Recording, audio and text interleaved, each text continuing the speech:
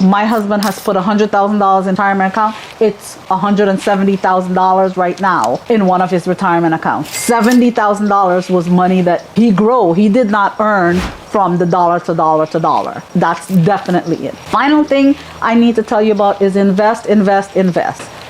High yield savings, money market, retirement, real estate, CDs, kids college 529. I am telling you, all of this is part of my personal portfolio. So today we're going to discuss 5 frugal habits of the uber rich and wealthy. No matter if whatever they're doing, Warren Buffett says the super rich people have frugal habits. That's what makes them rich. So that's why we're definitely going to talk about that today. One of their frugal habits is they pay themselves first. So by paying yourself first, it's kind of like reverse budgeting. You know, you want to be able to allocate a percentage of your paycheck to savings every month. So allocating money to your savings by just automating it is actually the key to doing it. That's what I do. I allocate to my saving. I direct deposit that amount, whether it's a savings, a retirement account, an IRA, a college fund. I'm always automating what I'm doing. So I do that because saving and investing what you're saving, then it always works. The next thing is work with a budget. Work with a budget, travel on a budget.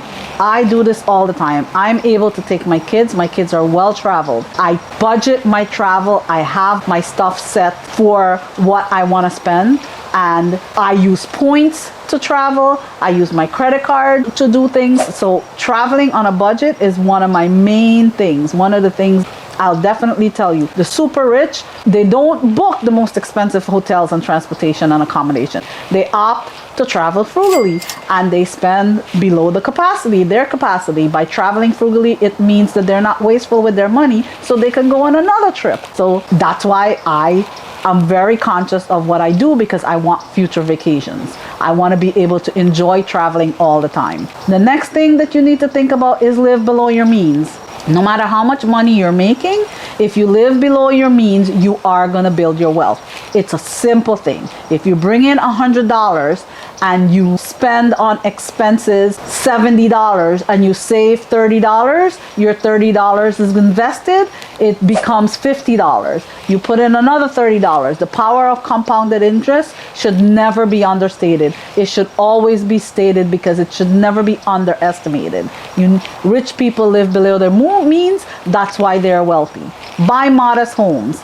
If you are wealthy, you do not living below your means means you've bought a modest home that you can live on, that has a 30-year mortgage, and you're able to live decently with below your means. So you are doing that. Drive economic cars. People do that.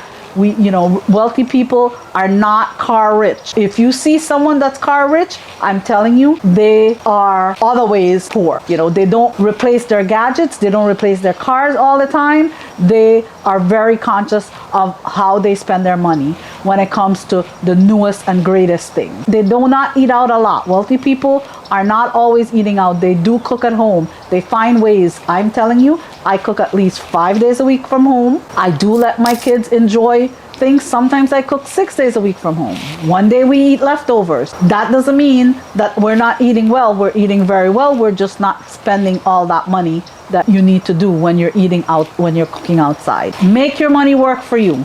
Wealthy people make their money work for them all the time. Across the board, they are putting money where it matters. No matter what they're doing, whether it's a high yield savings account or a money market account, their emergency savings in, because that's where mine is, their retirement account, whether they have CDs, whether they're investing in stocks and bonds, whether they invest in real estate, all of these things.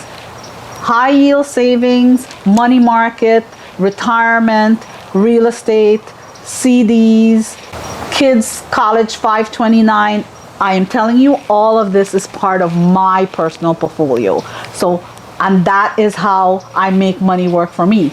I make money work for me by having real estate. I make money work for me by getting interest that is really great in today's world when it comes to simple things like CDs and money market and high yield savings. I make money work for me by investing long term in stocks, money in my retirement accounts. If my husband has put $100,000 in retirement account, it's $170,000 right now in one of his retirement accounts. $70,000 was money that he did not earn from the dollar to dollar to dollar. That's definitely it. Final thing I need to tell you about is invest. The power of compounded interest. You don't have to go to the extreme, to do things in today's society. The stock market and the bond market, and that's at your fingertips. More and more, a lot of us learned during COVID on how to do this. The super rich and wealthy are very good at investing. They can tolerate their high risk on when it comes to stocks and bonds because they've done what they need to do. They've done their research. They understand that you can never make a quick buck.